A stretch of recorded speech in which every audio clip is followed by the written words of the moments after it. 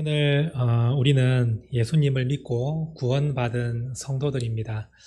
이 성도라는 말 자체가 거룩한 무리, 거룩한 사람들이라는 뜻입니다. 우리 모든 성도들은 다 예수님을 믿음으로써 죄의 종에서 하나님의 자녀로 바뀌게 되었고, 또 사망에서 생명으로 옮겨진 거룩한 사람들이 되었습니다. 우리 이 거룩한 사람들은 반드시 열매를 맺게 되는데, 예수님이 말씀하시기를 정말 풍성한 열매들이 우리 믿음의 사람들에게 맺힌다고 말씀하셨습니다. 오늘 여러 가지 열매 중에서 오늘 본문 말씀을 통해서 우리가 어떠한 열매를 맺을 수 있는지 한번 말씀을 통해 살펴보도록 하겠습니다. 로마서는 바울이 로마 교회에 보내는 편지입니다. 당시에 이 사도 바울은 많은 교회들을 세웠는데 이 로마 교회는 바울이 세운 교회가 아닙니다. 그런데 이 사람들이 어떻게 믿음을 얻었는지는 알 수 없으나 믿음을 얻었고 그리고 구원을 받아서 이들이 로마에 교회를 세웠습니다. 그래서 바울은 이 교회를 너무나도 방문하고 싶었어요. 자기가 세운 교회가 아닌데 어떻게 이렇게 교회가 세워졌을까? 누구를 통하여 교회가 세워졌을까? 이들의 믿음은 어떠할까? 정확한 복음을 가지고 있을까? 이러한 여러 가지 궁금증도 있었고, 또 바울이 이들을 찾아가서 정말 그 자기가 알고 있는 복음을 이들에게 전해주어서 믿음을 온전하게 세우는 일을 정말 꼭 하고 싶어서 바울은 여러 차례 이들을 만나고 싶었으나 그 길이 막혀서 지금 안타까워하고 있는 모습을 볼 수가 있습니다. 바울이 로마 교회 성도들을 만나고자 하는 그 말씀 가운데 오늘 우리가 구원받은 그리스도인으로서 어떠한 삶을 살아야 되는지 본을 볼 수가 있는데 한번 말씀을 통해서 살펴보도록 하겠습니다. 먼저는 14절에서 15절 말씀입니다. 우리 한번 같이 읽도록 하겠습니다. 헬라인이나 야만인이나 지혜 있는 자나 어리석은 자에게 다 내가 빚진 자라. 그러므로 나는 할 수 있는 대로 로마에 있는 너희에게도 복음 전하기를 원하노라.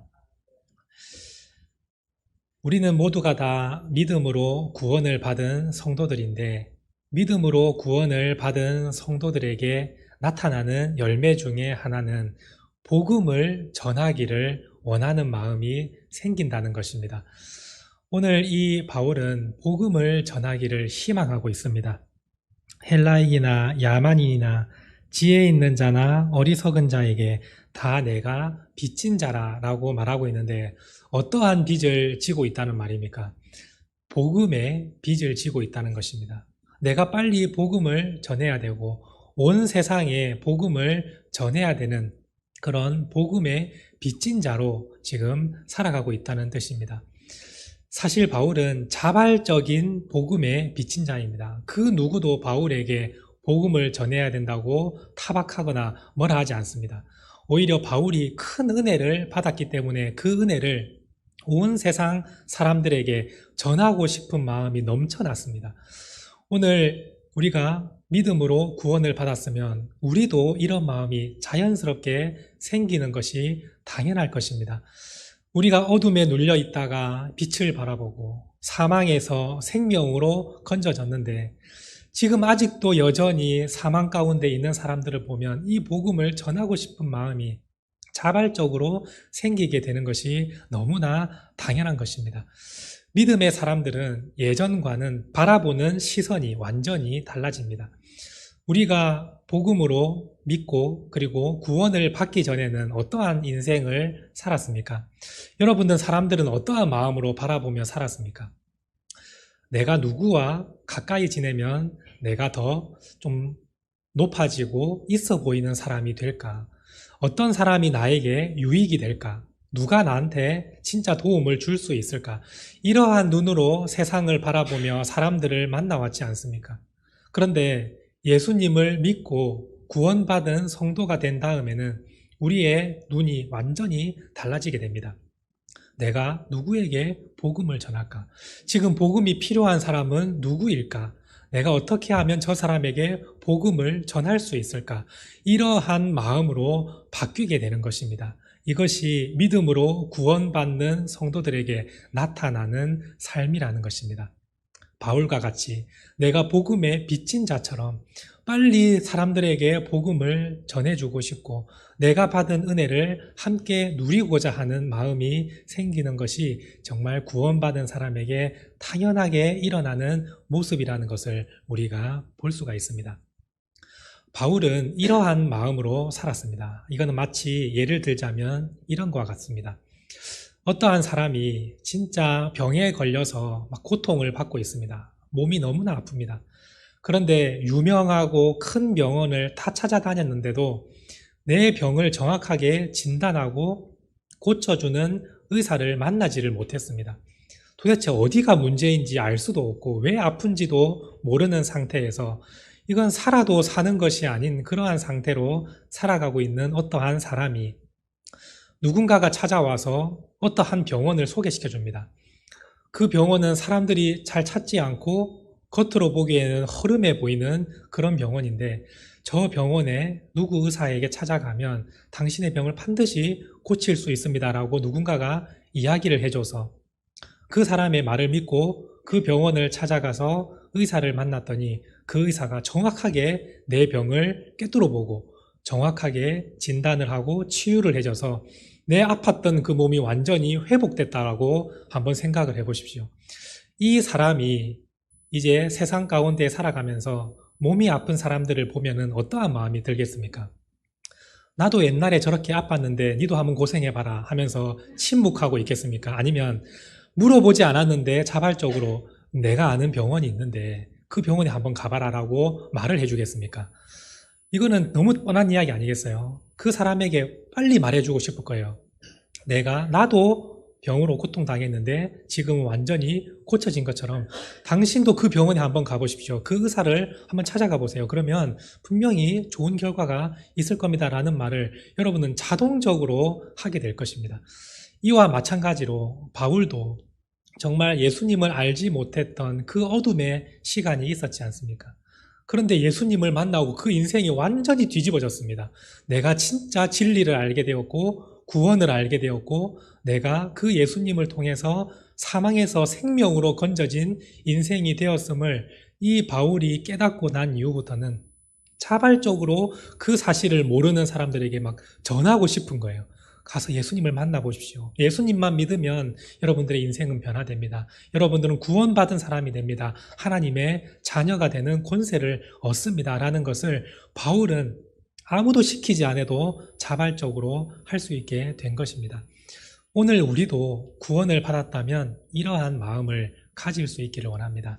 나만 구원받았으니까 나만 하나님의 은혜를 누리고 조용히 살아야지 라는 게 아니라 나도 거저 받은 은혜, 남들도 거저 나눠주는 그러한 성도님들이 될 수 있기를 원합니다. 오늘 이 말씀 속에서 우리가 배울 수 있는 첫 번째 교훈은 복음을 전하고자 하는 마음이 자연적으로 우러난다는 사실을 여러분들이 생각하시고 내가 그동안 받은 은혜가 있고 내가 정말 구원받은 사람이었는데 내가 그동안 침묵하고 있었다면 오늘 이 순간부터는 우리의 입술을 열어서 내가 받은 은혜를 세상 사람들에게도 전하고자 하는 그러한 마음이 생겨날 수 있기를 간절히 바랍니다.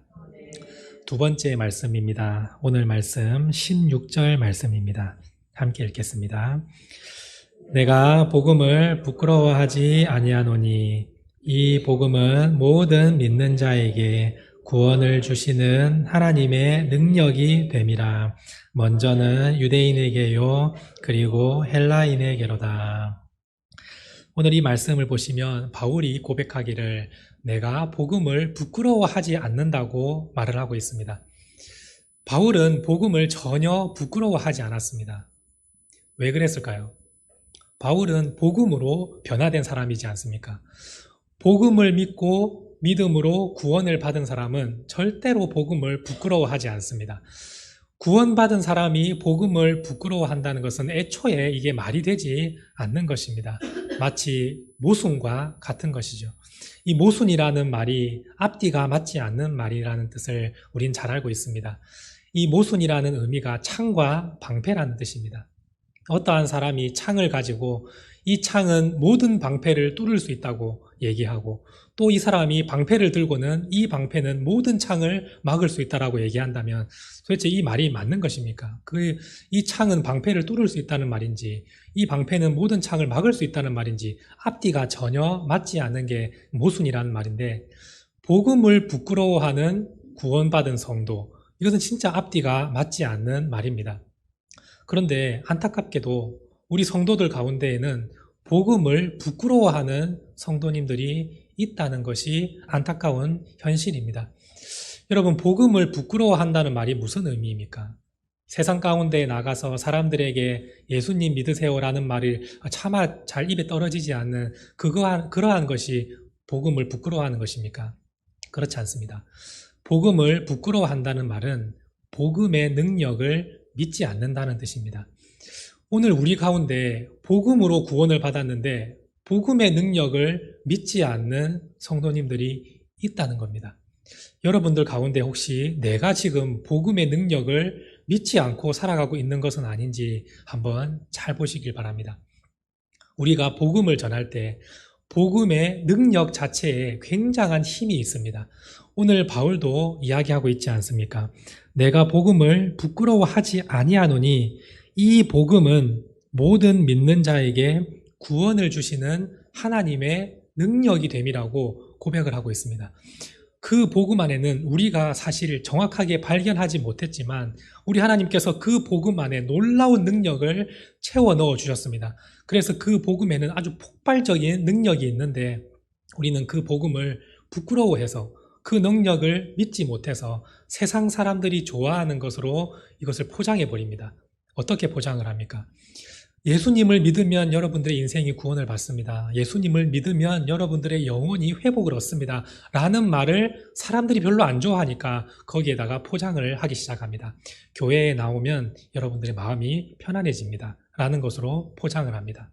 또한 물질의 어려움을 겪는 사람들에게 그 예수님의 십자가의 그 복음을 전하기가 좀 그래서 바꿉니다. 예수님을 믿으면 부자가 될 수 있습니다. 예수님을 믿으면 어떠한 사람도 당신처럼 진짜 가난했는데 지금은 외제차 끌고 집을 몇 채나 가지고 살아가는 성도가 우리 교회에 있습니다. 한번 나와 보시죠. 라는 것으로 복음을 포장을 해버립니다. 그러한 모습이 복음을 부끄러워하는 모습이라는 것입니다. 바울이 나는 복음을 부끄러워하지 않는다고 얘기를 한다는 것은 그 당시에도 복음을 부끄러워하는 사람이 있었다는 뜻입니다. 당시의 사람들은 예수님의 십자가 들으려고 하지 않습니다. 예수님의 구원 아예 들으려고 하지를 않습니다. 그래서 사람들은 그것을 교묘하게 바꿉니다. 아주 철학적인 말로 바꿔서 사람들의 귀에 들릴 만한 말로 바꿔서 복음을 전했습니다. 그런데 바울은 전혀 그렇게 하지 않았습니다. 복음을 있는 그대로 전하며 복음의 능력을 믿고 전했습니다. 그랬더니 진짜 그 복음의 능력으로 변화된 사람들이 나타나기 시작했고 그 사람들이 교회를 세우고 놀라운 역사를 나타내기 시작한 것입니다. 그런데 오늘 우리는 복음의 능력을 믿지 않고 복음을 부끄러워해서 계속해서 세상적인 걸로 포장을 합니다. 사람들이 듣기 좋아할 만한 말. 자녀의 문제로 어려움을 겪고 있다면 교회에 나오세요. 예수님을 믿으면 이 자녀의 문제가 해결됩니다. 라는 것으로 예수님의 십자가의 그 은혜와 복음은 하나도 얘기하지 않고 그저 변화되고 복을 받고 문제가 해결되는 것으로 사람들이 솔깃하게 듣고자 하는 복음으로 바꿉니다. 그러면 결과적으로는 어떻게 됩니까? 이 교회 안에 복음을 부끄러워하는 사람들로 넘쳐나고 그 자리를 복음을 부끄러워하는 사람들이 차지하게 되는 것입니다. 이것은 굉장히 잘못된 것이지 않습니까? 복음에는 능력이 있습니다. 예수님께서 우리를 사랑하셔서 이 세상에 오셨고 우리의 죄를 용서하시고 죄를 사해 주시기 위해서 십자가에 달려 죽으셨고 마지막 날에 우리를 다시 살리시기 위해서 예수님이 부활하신 그 복음의 능력을 믿고 그 복음을 있는 그대로 세상 가운데 전하면 그 사람들이 변화되기 시작합니다. 그 놀라운 복음을 받고 우리도 변화된 사람들이 되었지 않습니까? 그런데 왜 그 복음의 능력을 믿지 않고 자꾸만 세상 사람들이 원하는 말로 포장을 해서 바꿔서 전하고 있느냐라는 것입니다. 오늘 우리는 복음으로 구원을 얻었기 때문에 더 이상 복음을 부끄러워하지 않는 성도님들이 될 수 있기를 원합니다. 복음의 능력을 확실하게 믿고 이 복음이 사람들 가운데에 들어가면 그 심령이 변화되고 하나님 앞에 나아오게 된다는 그 놀라운 역사를 믿고 복음을 전할 수 있는 우리 모든 성도님들이 될 수 있기를 원합니다. 그러면 이 교회 안에 진짜 복음의 능력을 믿는 사람들로 가득가득 채워지게 될 것입니다. 하나님의 역사는 그럴 때 나타나게 되는 것입니다. 복음을 부끄러워하고 세상적인 말로 교묘하게 포장해서 전하게 되면은 그 사람은 결코 믿음이 성장하지 않습니다. 왜 그렇습니까? 내가 교회에 나와서 예수님을 믿으면 부자가 된다고 생각을 하고 나왔습니다. 그런데 변화되는 것이 아무것도 없어요. 보니까 교회 안에는 가난한 사람들도 보이고 나도 역시 여전히 가난합니다. 그러면 더 이상 그 예수님의 말씀을 따르고 싶은 마음이 사라져버리게 되는 거예요. 왜냐하면 내가 들은 복음은 예수님을 믿으면 부자가 된다는 복음을 듣고 왔는데 부자가 안 되니까 더 이상 믿을 이유가 없잖아요. 또 어떤 사람은 내가 예수님을 믿으면 사업이 제대로 세워진다고 그 사람의 말을 듣고 왔는데 사업이 점점 더 어려워집니다. 그러면 교회를 떠나버리는 거예요. 왜냐하면 나는 그러한 것을 믿고 왔기 때문에. 그런데 우리의 영혼을 구원하시는 그 예수님의 능력을 전하면 이 사람은 그 복음이 마음속에 심겨지는 순간 이제 예수님의 그 십자가의 고난을 따라 살아갈 수 있는 힘이 생기는 것입니다. 믿음으로 믿음에 이르는 작은 믿음이었지만 나중에 큰 믿음, 성숙한 믿음으로 성장되는 그 복음의 능력을 이 사람은 가지고 있기 때문에 이 사람에게는 어떠한 역경과 어려움이 다가와도 흔들리지 않는 복음을 붙들고 믿음 안에서 점점 성장해 나가는 사람으로 변화된다는 것입니다. 오늘 우리가 이 말씀을 믿고 이제는 복음을 부끄러워하지 않고 세상 사람들이 좋아할 만한 복음으로 포장하지 않고 복음의 능력을 붙들고 오늘 주님께서 저 사람에게 복음을 전하기를 원하신다라는 마음의 확신이 생기면 우리가 복음을 있는 그대로 전할 수 있는 성도님들이 될 수 있기를 원합니다. 오늘 여러분들이 이 마음을 가지시고 복음의 능력을 먼저 믿으시고 살아가신다면 여러분들의 믿음도 작은 믿음에서 큰 믿음으로 성장하게 될 것입니다. 그리고 여러분들이 전하는 복음을 들은 사람들도 작은 믿음에서 점점 큰 믿음으로 성장하게 될 것입니다. 오늘 여러분들이 그 복음의 비밀을 가진 자들입니다. 복음에 놀라운 역사가 있고 십자가의 은혜에 놀라운 힘이 있다는 사실을 여러분들이 기억하시고 사람들은 그것을 거부한다 하더라도 여러분들은 결코 그 복음을 타협하지 않기를 원합니다.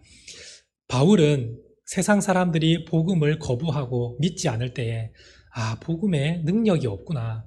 다른 걸로 내가 복음을 한번 바꿔봐야겠다. 사람들이 어떻게 하면 복음을 듣고 교회에 나올 수 있는지를 연구하고 복음을 타협하지 않았습니다. 끝까지 그 복음 자체를 믿고 나아갔습니다. 그런데 우리 가운데에서는 복음을 처음에는 있는 그대로 전합니다. 예수님을 믿으면 그 영혼이 구원을 받습니다. 우리의 인생이 예수님을 통하여 변화를 받습니다. 라는 그 첫 복음을 여러분들은 전했습니다. 그런데 결과가 좋지 않으니까 여러분들도 변화된 거 아닙니까? 좀 변질된 거 아닙니까? 이 복음의 능력이 있음을 믿고 전했을 때 사람들이 계속해서 변화되고 나왔더라면 여러분들은 변질되지 않고 복음의 능력을 있는 그대로 전했을 것인데 그런데 해보니까 이게 안 되는 거예요.